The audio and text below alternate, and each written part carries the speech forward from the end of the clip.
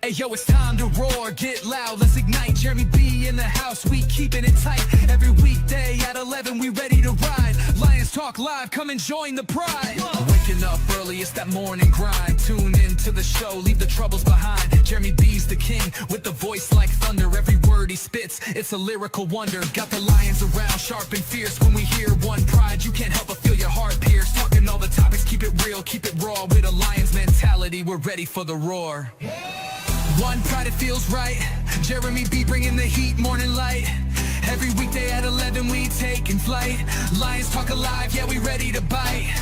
One pride, hear us loud. Jeremy's in the zone, making us proud. This is a Huddle Sports Network broadcast. You can find us on Roku TV, Amazon Fire TV, Facebook, and of course YouTube. Get all your NFL news here first. Good afternoon. It is Lions Talk with Smoke and Jeremy B. How's everybody doing today? So we did have a few moves that happened yesterday. I didn't get into a lot of them. We have new OCs. We have new DCs. Jim Leonard for the Bills as a DC. All of that stuff happened. And you know what? Doesn't matter. Smoke and Dad has entered the building. Uh-oh. You know what I got to do. It's that time. It's your favorite song to hate there, Michael Dead, MDE.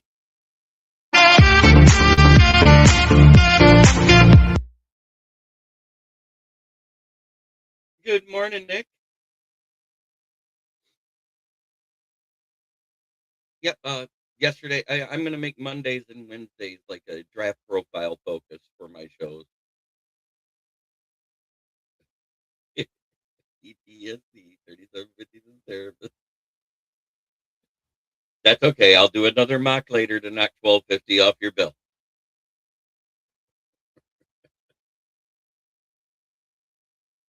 So,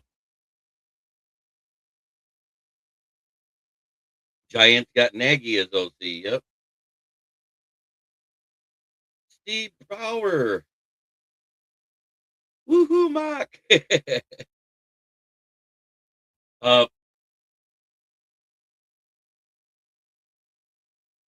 It's good to see you, Brent. We appreciate you being here. I appreciate all the long timers. As you see, I finally got the channel name right. It now says went in the tag when you look it up, Kneecap with Motor City. Working on a few things. I got a banner on the YouTube page now. I'm going to work on a watermark using my logo. I got to get the background out of it.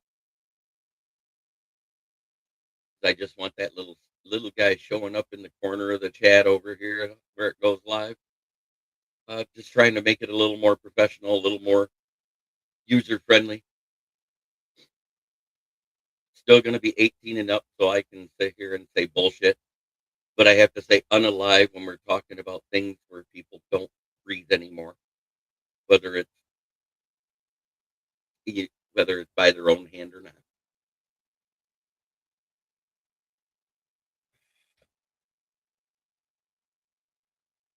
So technically, we can't even talk about Unalive Awareness Month.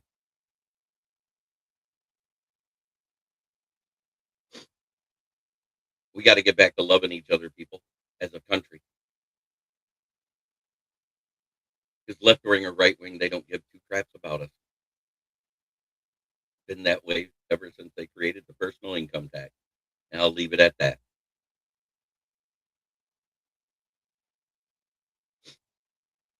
So do I have to call that Unaliving Awareness Month now?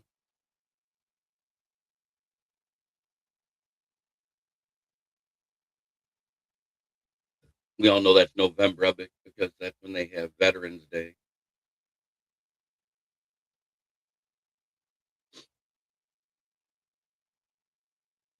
But that bill was passed in 1913 and went into law in 1914.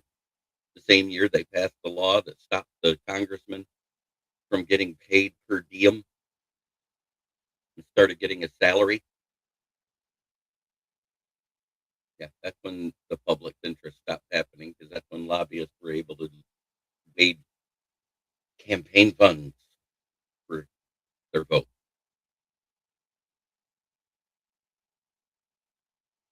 Okay, So what it is, they were on the pup all season. They did not take a snap in the regular season.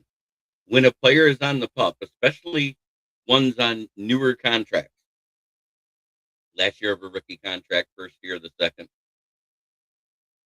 yes and no. If it costs you more to get rid of them, yes, you have to keep them. And I think it would with Levi O, and I think it would with Pascal because he's technically on the last year of his rookie deal because it was a prove it deal we gave Levi O, and he never got a chance to play for it. Levi is the only one that's shown flashes when he's been on the field. Pascal has been a bump on the log. I think Pascal's gone either way. Yeah, we didn't get basically their money last year comes off the books now. And that means it's more cap room to roll over to cover that 8 million over. And they're already included in the 8 million over this year because their contract was never negated. Do you see what I'm getting at there? The rollover does not happen till 2 weeks after the Super Bowl when the team re-signing period starts. I believe that's going to be uh, February 18th and March 11th is going to be when the free agency period starts. So until that happens, you don't see the rollover. And that's a projected that it'll be 305 to 308 million. It could be more, it could be less. And every year we've said that it's been more. I don't know if we'll ever get to see Pascal play because I think he's gone either way. Because what has he done when he's been on the field? Whereas Levi, it looks, I don't know.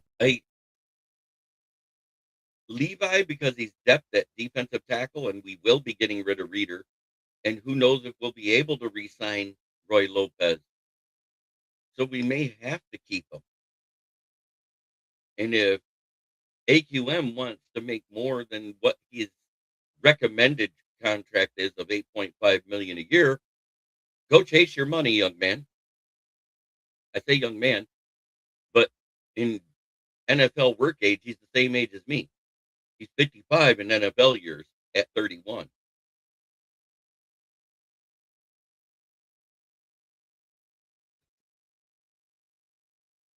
Because 30 to 35 is when your average players retire out of the NFL unless you're a kicker or quarterback.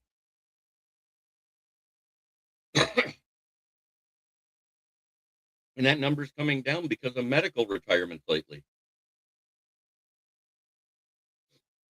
And again, we will not get Ragnow back. That ship has sailed.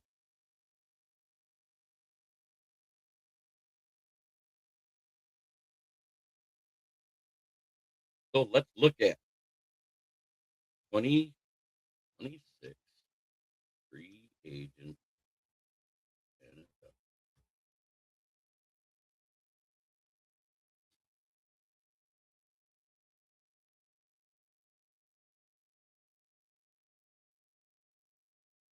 Thank you, Brent.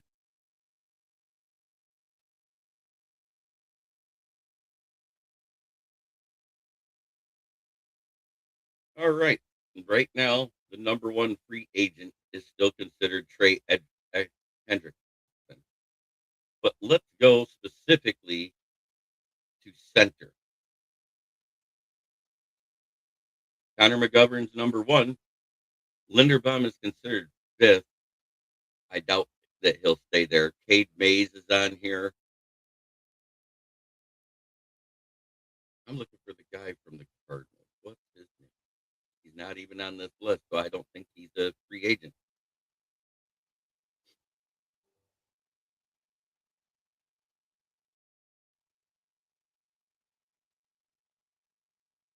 Hmm.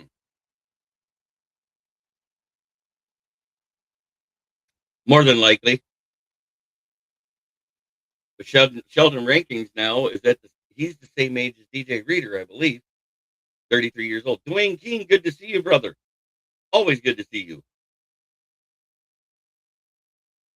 But I wouldn't mind getting Cade Mays if he's let walk out of Carolina. We all know the wish list is one Mr. Tyler Linderbaum.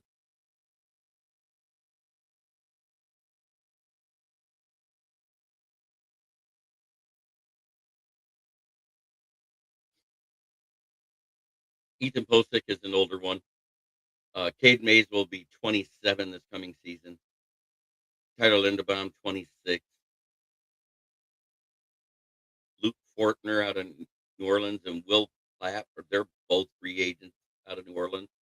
Austin Schlottman, because they already re-signed John Jacob Jingleheimer Schmidt, however you say his name. Let's go Detroit Lions football. One pride, all grit, never back down. Yes, yes.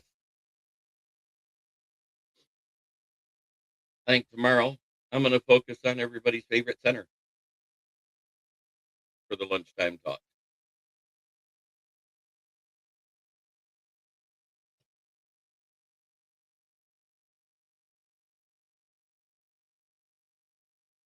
Now let's go to tackle. Left tackle specifically, because I think we should leave Panay Sewell right where the hell he is.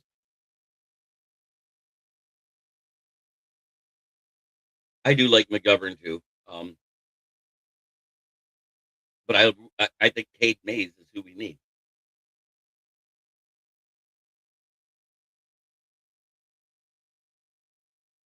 Kelvin Beachum is one, but he's going to be 37, so I think he retires. Cam Robinson is 30. He's supposed to be one for, the guy that was traded from Houston to them. Spencer Buford is going to be 26 out of San Francisco. Joseph Noteboom is going to be 31 next year. Justin School, don't want him. He was awful for Minnesota.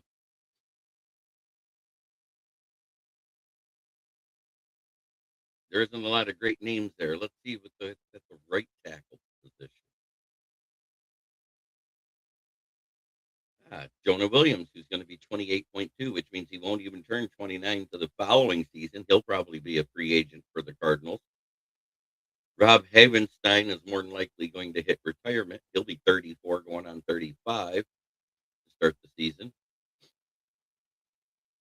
Josh Jones, who did fine for Charles Cross, but he wasn't great, so it's kind of like up in the air on that one. Larry Borum was awful for the Dolphins. Charlie Heck is a backup for Tampa Bay. Andrews Pete will be 32 from the Pittsburgh Steelers. Takuma Okorafor will be 29 for the Jets. That's where he came. I'm saying where they came from. DeMarco Jones, who we medically waived, I don't want him back. There isn't a lot out there at tackle. Go look at edge defender. Trey Henderson, Khalil Mack, Hassan Reddick, Joey Bosa, Malcolm Kuntz, Denico Autry, Leonard Floyd, Yoder Gross Matos. Gross Matos is a good one. Arden Key's going to be 30. Something to think about. But I like Joseph Asai and AJ Epinesa. Joseph Asai will be 26 next year. He's going to be more than likely let go from Cincinnati. They don't have the money. And then AJ Epinesa from the Buffalo Bills, who was the backup to Gregory Rousseau, the guy that backs up the starter.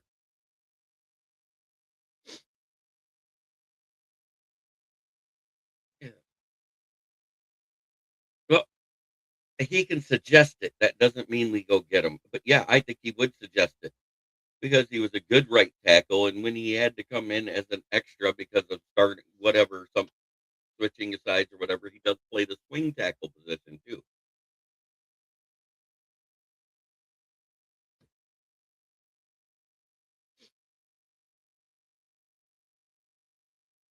But you gotta remember, this is before the free agency, the team resigning agency period, where they get to talk to him first. There's 2 weeks. No one gets to talk to him. I agree. Oh, Pat Rockwell and Moonscar Blade at the same time. Here you go, brothers. Good to see you. Not much. We're just bullshit talking about free agents because there isn't a lot out there, really, unless you're going to clear out a shit ton of cap, which we can do, but will they? I love you, MD. Oh,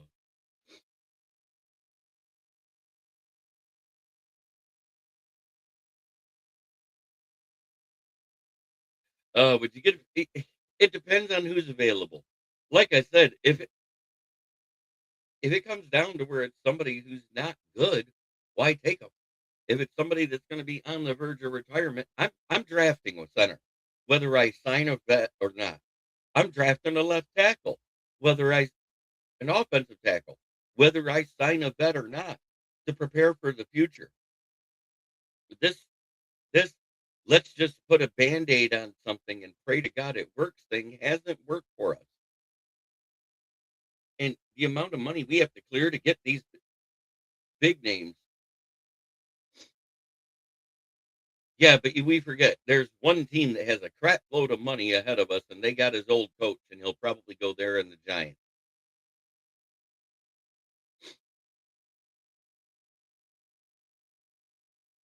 Linderbaum to the Giants, if the Ravens don't sign him, is probably 100% going to happen.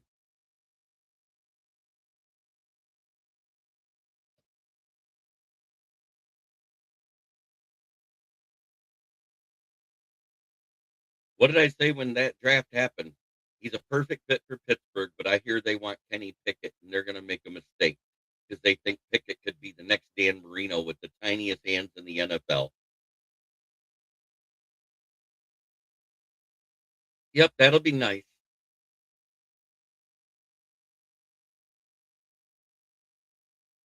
Like I said, that'll be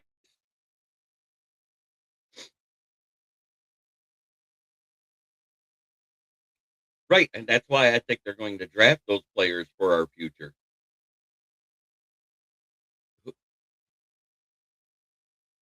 Well, most of the cuts you have to make after June 1st, so that's prior to that. I'd restructure people. I wouldn't cut people.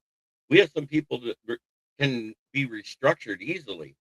One of them being Ali McNeil, because we just paid him a crap ton of money to have him come off the IR, have one good game, and look like shaboopoo.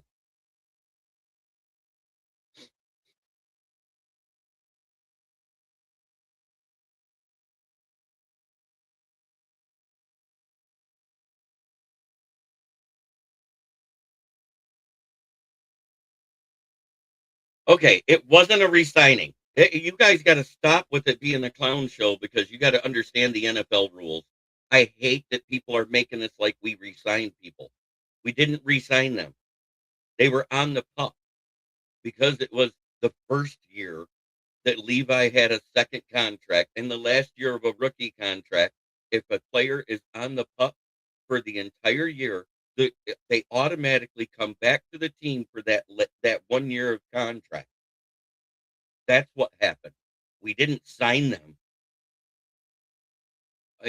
People overreact over the stupidest shit.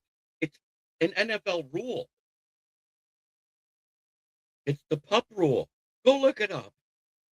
I talked about this that they might be back. We're not re-signing them, and we didn't re-sign them.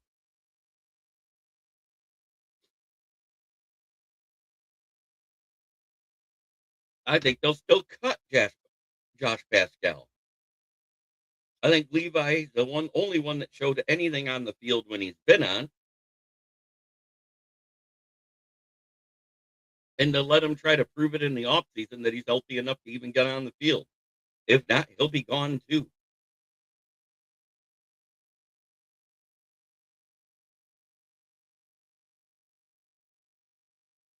It is not a shit show when it's the rules of the NFL.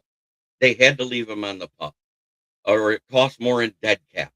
It's a dead cap thing more than it's a shit show. If people understood finances, they'd understand this stuff. It costs you more to get rid of them.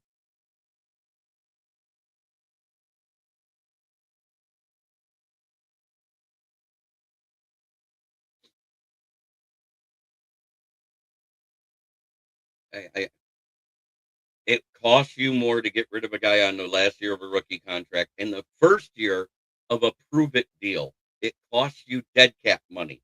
We're already over the cap.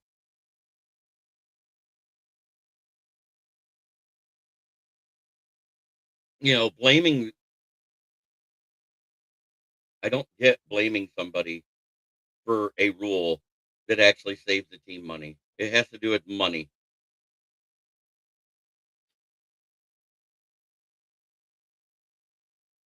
Something we're going to be clamoring for this year. Something that I said 2 years ago when we did the first extensions and everything else, that this was the year that they're going to have to make a lot of moves to clear cap, because as they re-sign players and their cap goes up, when their rookie cap goes up every year against the cap, that we have to make room. And everybody sit there goes, "Oh, we got plenty, we got plenty, we got plenty." They were preparing for this because they knew they were going to have to restructure some people and clear cap that way. The one that hurt us the most last year was Frank Ragnow waiting to June 3rd to retire, because then his entire salary counted against us last year, even though he retired. That's why that March 15th date for retirement matters, because there's roster bonuses and everything else that's involved.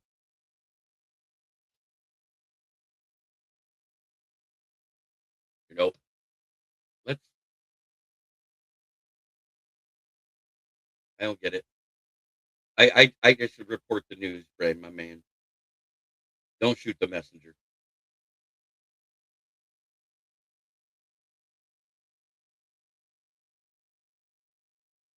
When Levi O was on the field, he actually played good. Go look it up. I'm not talking smack. I'm not talking shit. I don't get it.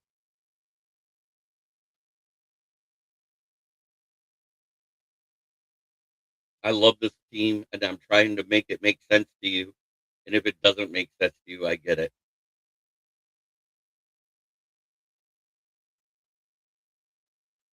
It's not great that they're back, but it's not a clown show either. I don't get sometimes how people overreact to stuff.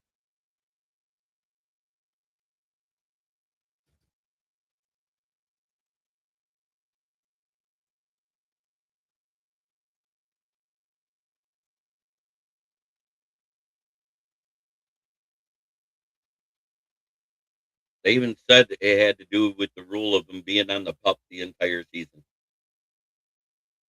If we'd activated them and waived them, it would have cost us more money in dead cap. I don't know what you wanted them to do. Leaving them on the pup, their salary didn't count against us.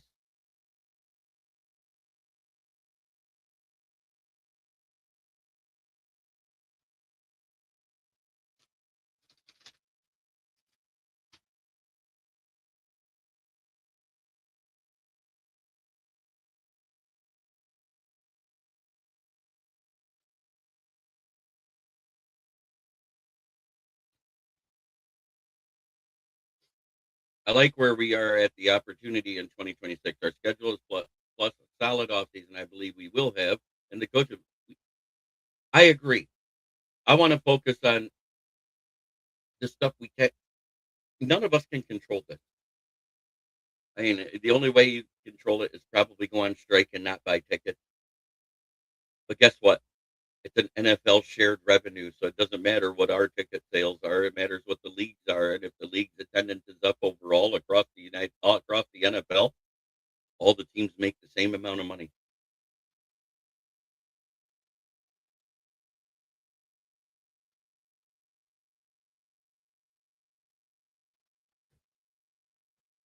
Video game enjoyer, hello, welcome.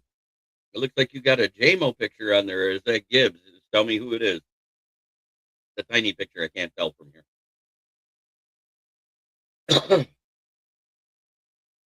But it's a good time to be a Lions fan.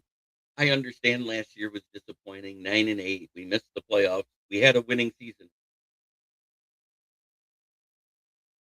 We were last in the division. Our crowning glory is that we beat the team that won the division twice. And everybody should absolutely love the fact we beat Ben Johnson twice.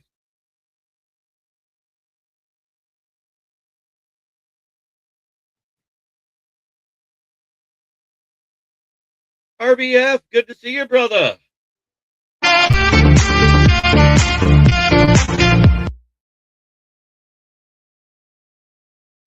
But it is about that time I'm gonna do what everybody loves me to do.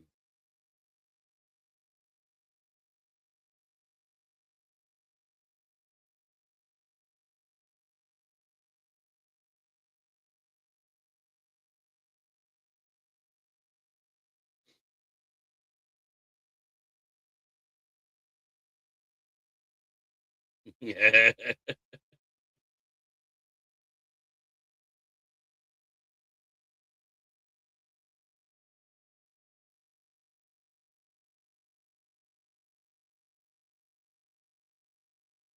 As you see, it's already set up. I just gotta switch it to fast so it don't take forever.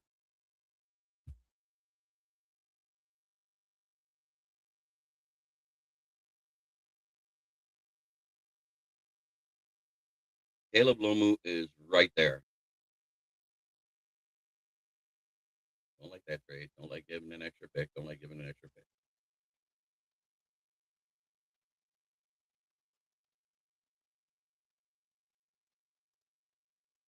No trades today. Screw it. We're just gonna pick where we're at. I'm picking the guys that fixes our offensive line and gonna roll with it as is.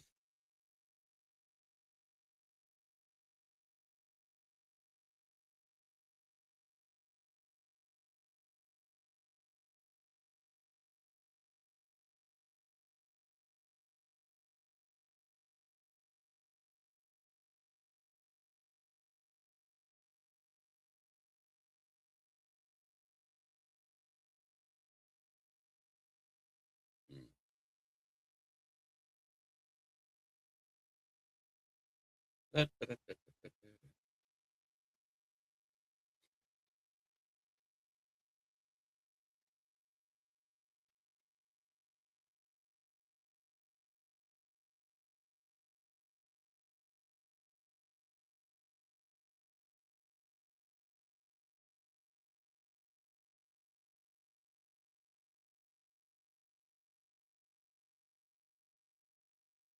Trip Day gone. Look at that. Now I gotta hunt for a big guy.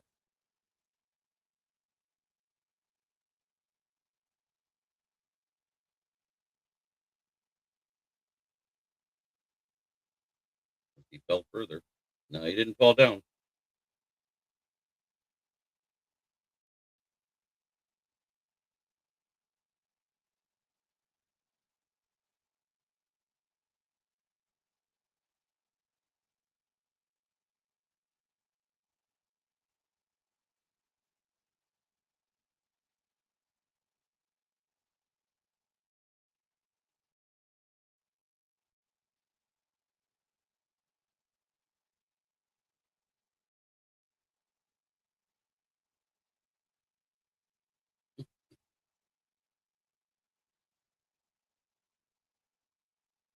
I don't think it's gonna take two off season to fix us.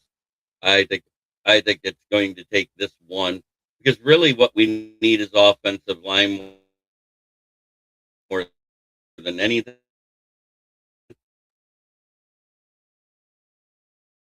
Him on the roster, that's a good thing because last year was his prove it. You gave him the prove it deal this year,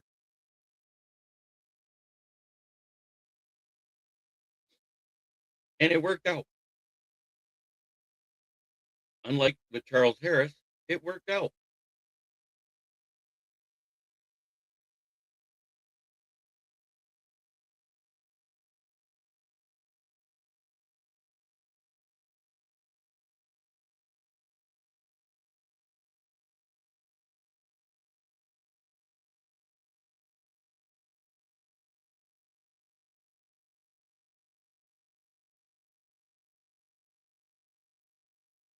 We just need to nail the draft, nail the free agency.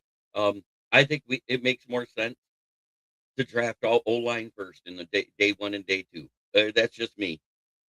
And let's look at what we did.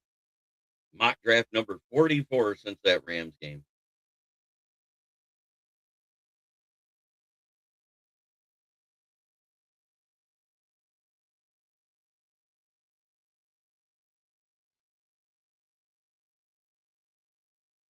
Lumu, Logan Jones, Traden Stutes, the 6'3" cornerback out of Arizona. Tariq Sapp, 6'3", 275 defensive end out of Florida. Jacoby Thomas out of Miami. Kendall Daniels out of Oklahoma. Riley Nowakowski, the tight end slash fullback out of Indiana. And Jack Strand out of the quarterback for the MSU Moorhead Dragons.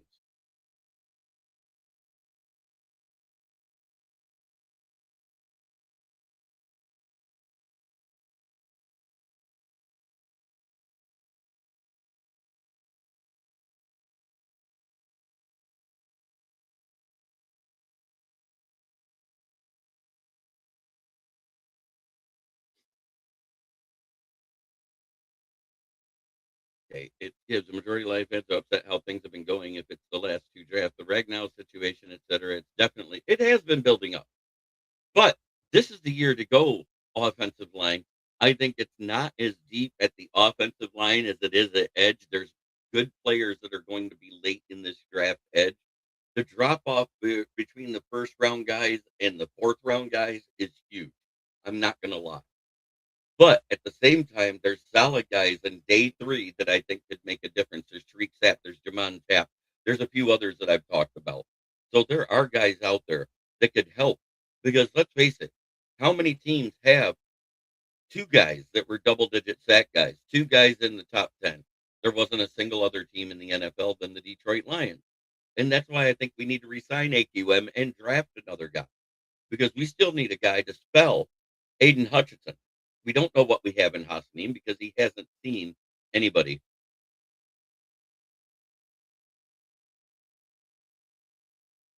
Logan the Wolverine Jones, not his real nickname, but I like it.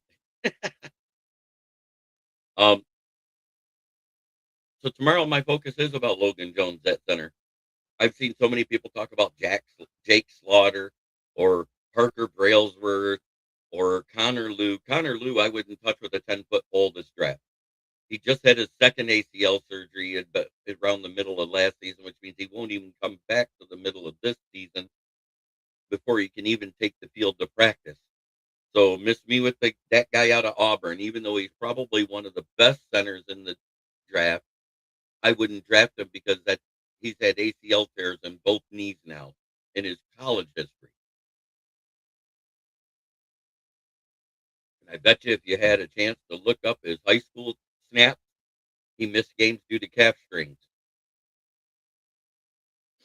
Calf, not hamstring. Big difference.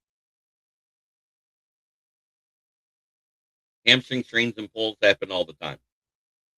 If they happen repeatedly and an overly abundant amount, that's a red flag too.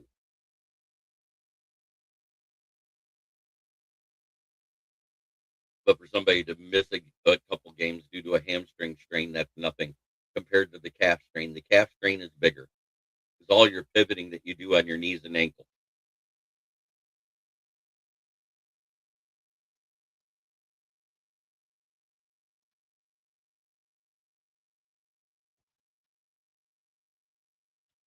You're preaching to the choir, brother. I know all that.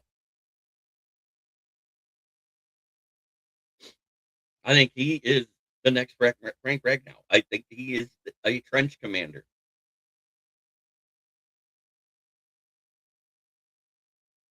I was going to focus on Jack Strand tomorrow, but I think I'm going to do the Logan Jones one.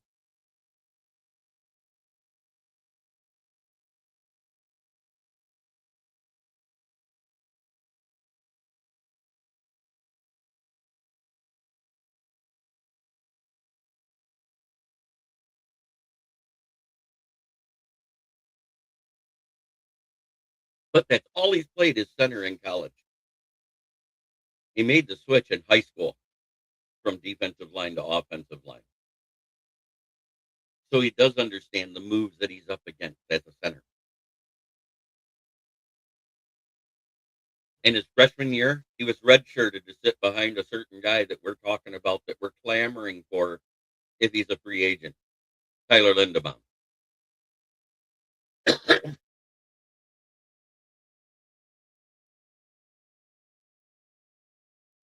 4-year starter at Iowa after Lindebaum left.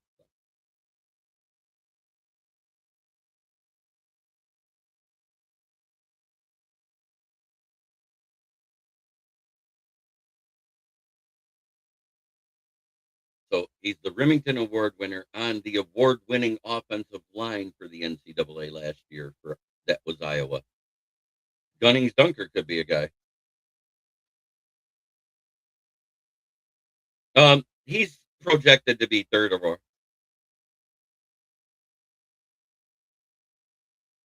I hey, trust me. I just said all the Lions fans are clamoring for because that's what we hear about every day.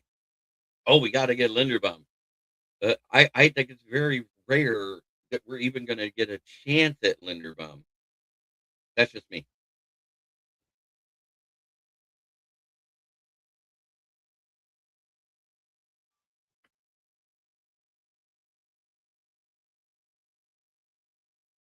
On my end, it's getting quiet again. You know what I do when it's quiet.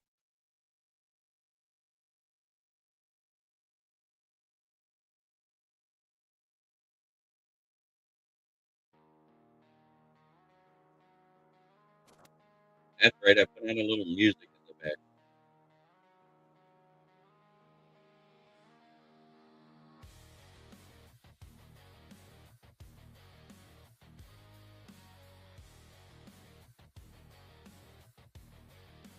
Still waiting for it to go up. There's something going on with shipping. Our postal service is slow. Otherwise, I'd be wearing the hat today. It was supposed to get here yesterday and it didn't show up. At least the new mouse did. I like the new mouse. Really,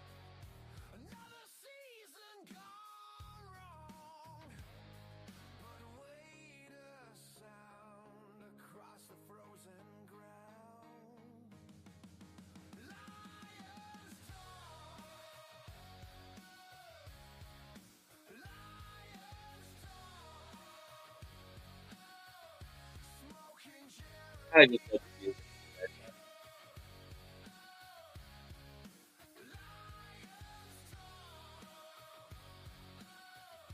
Yes, I love it when they all come back. Brent DeWitt is one of our old timers. I don't know where he had been as lately. Probably 50 at this time. It's the middle of the birthday.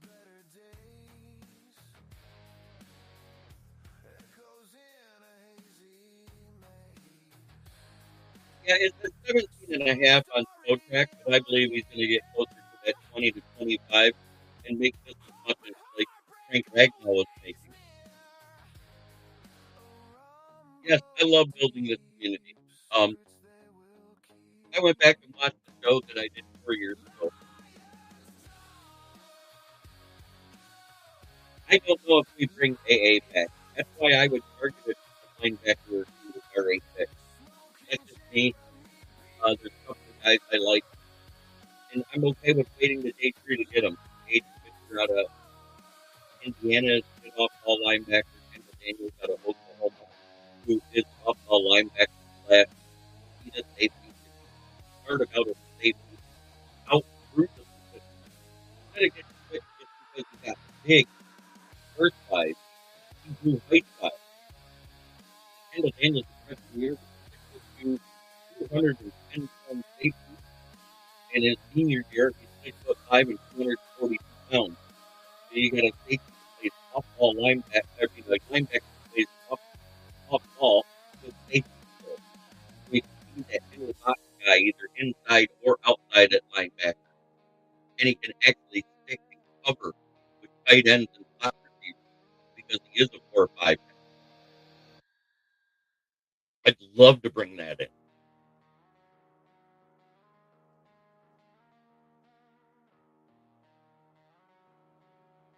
And if you go to my link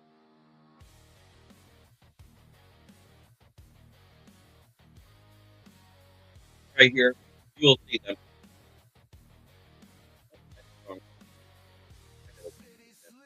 I'll bring it up.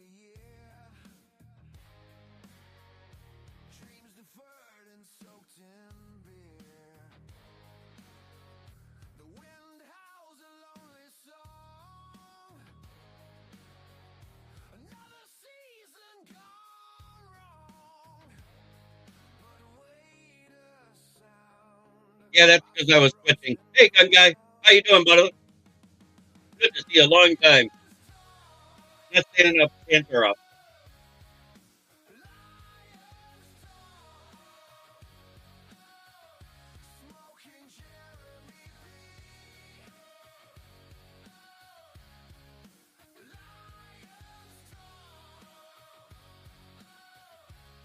And if I look away, it kind of does that too. I kind of direct it at the mic now. And it might have something to do with me playing the music in the background. There's a link to my articles. Scan the QR code. It'll take you right to the South Florida Tribune under the Motor City Tribune heading to mine. I'd have had to put them on first, sir.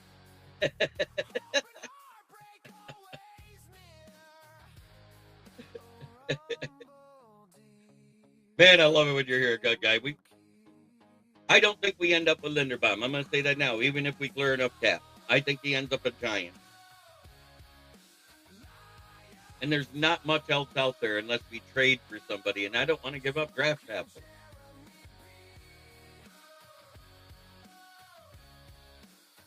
I already did my mock draft today. You know, this is number 44.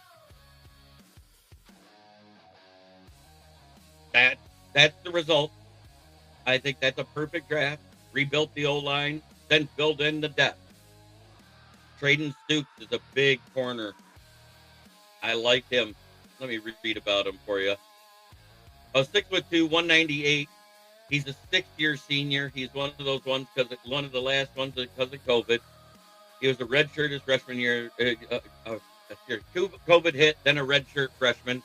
But he achieved an elite PFSN cornerback impact grade of 90.4, while allowing a meager 35.9 QB rating against him for Arizona, generating incompletions on a whopping 15% of the targets sent his way by True Media. Sporting a lean frame, Stoops is an explosive, quick-footed, fluid mover in coverage who weaponizes his hyper-elite processing, route vision, and adapted with calculated, efficient footwork, rapid reaction, and proactive physicality at contact.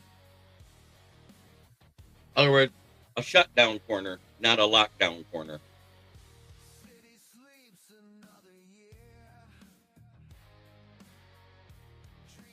I don't think so. I would re-sign Zylstra if he's healthy and bring back Nowakowski and then draft Nowakowski or any of those guys later that are those big guys. There's Bo Picker and then a couple other guys that are good. See, but I don't think he fits as a tight end. You'd have to put 40 pounds on his frame. He's tall enough, but he's light. Whereas getting somebody like Riley Nowakowski, who's 6'2" and 240, has long arms, can block, is also a fullback when he wants to play.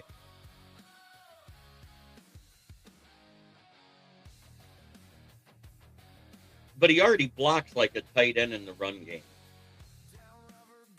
I think taking him off the boundaries area, you know, whether it's the slot or on the outside, because they lined him up a little bit everywhere when he was out there. Depending on if they were running the trips right, trips left, he was the guy on the opposite side, on the outside, and nobody realizes that because everybody was so focused on what was going on the trip side.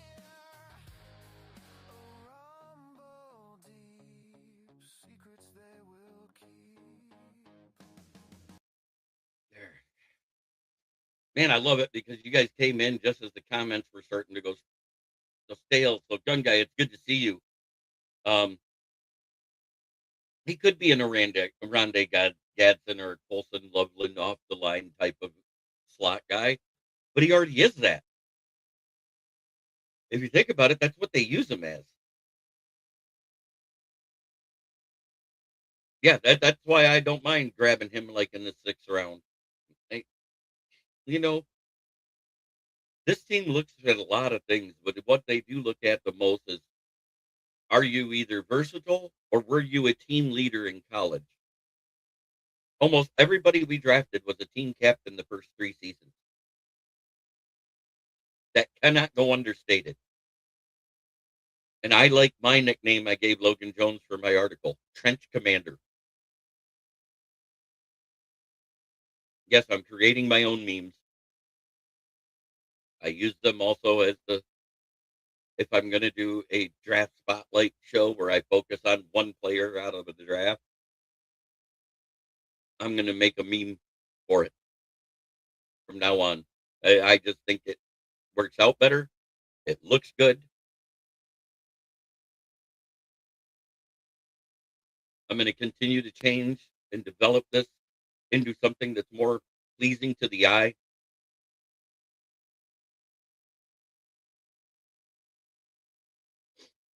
Because that's what we're missing. We're missing our trench commander we had for the last 9 seasons in Frank Ragnow.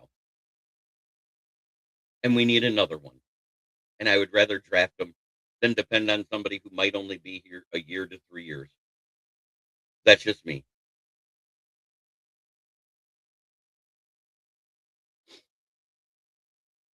This has been another edition of Lions Talk with Smoke and Jeremy B. I love spending my lunchtime with you gentlemen. It is a pleasure and an honor. And try every day to be a better person than you were the day before. That's the only way to make the world a better place. It starts right here. Much love to everybody. No matter what team you follow, we are all human. No matter what side of the political bird you're on, you're a part of it. And it's been flipping off the American public the entire time until you get that through your thick skull and stop listening to the media and stop hating each other and start loving each other again. We can't control what happens. They will be in control. Have a great day, everybody.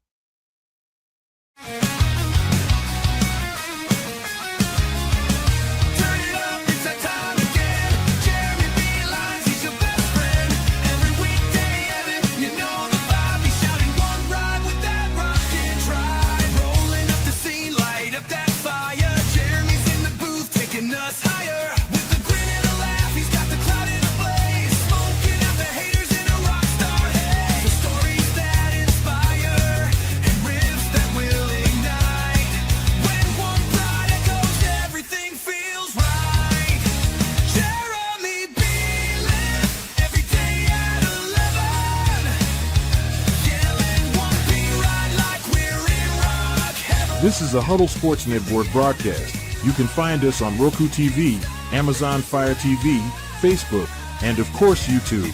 Get all your NFL news here first.